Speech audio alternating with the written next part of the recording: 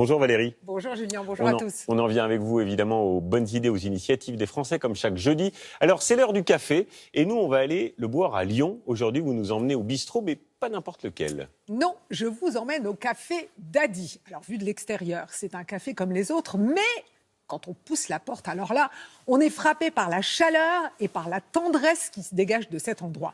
Autour des grandes tables, tout le monde se mélange, les jeunes comme les plus vieux. Au café Daddy, on prend soin les uns des autres pour que dans le quartier, personne ne se sente plus seul. On vous offre un petit café. C'est Étienne Prigent et Thierry Simonet qui payent la tournée aujourd'hui.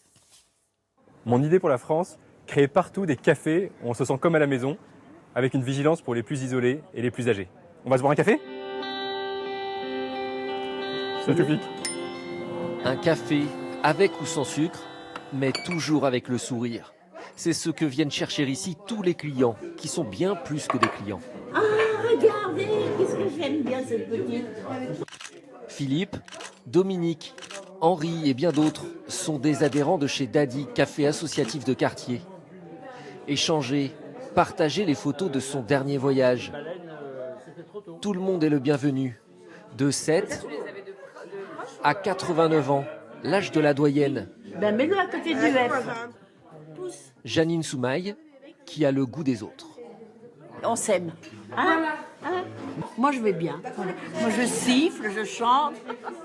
On est bien ici, à côté du I. Et comment elle est, Janine? Elle est bavarde. C'est quelqu'un barre. Elle parle beaucoup? Oui, un peu.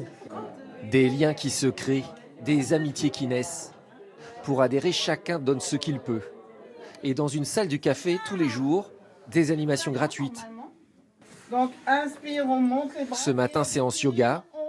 Ici, Hubert Ben Saïd, fraîchement retraité, a retrouvé une forme d'équilibre. Quand on a quitté la vie professionnelle, oui, on peut se retrouver solitaire.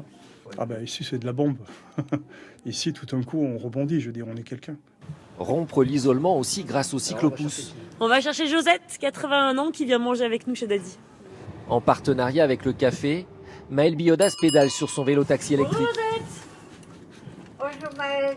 Moyen de transport magique qui peut même redonner le sourire. Ah oui, c'est super.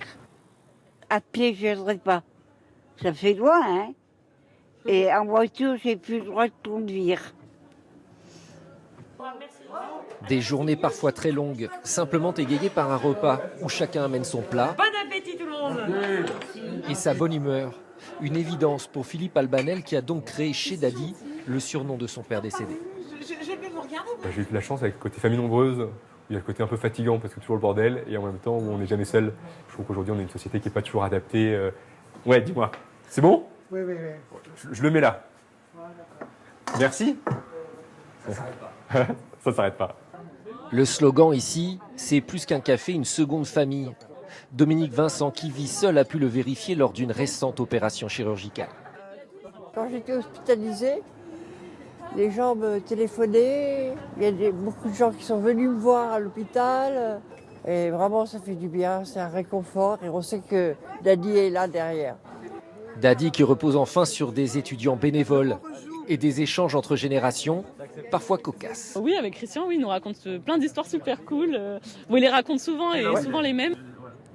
Pour moi, je rajeunis de 60 ans. Non, pardon, peut-être pas 60 ans, excusez-moi, j'ai 74 ans. Vous voyez, mettons 50 ans, que j'ai encore 20 ans. Mon bonheur a fleuri, il a fait des bourgeons. D'ici 3 ans, en Rhône-Alpes, 13 nouveaux cafés devraient voir le jour. À Lyon encore, ou à Thônes, en Haute-Savoie.